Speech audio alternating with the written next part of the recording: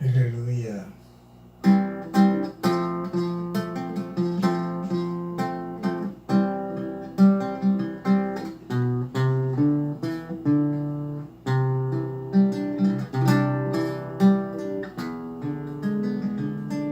E disse Deus: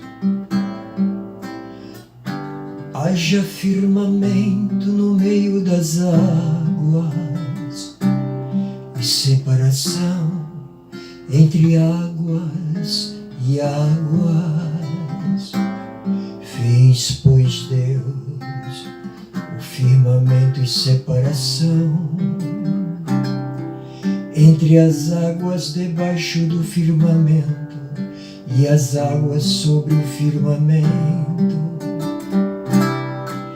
E assim se fez, e chamou Deus ao firmamento céus. Houve tarde e manhã, o segundo dia.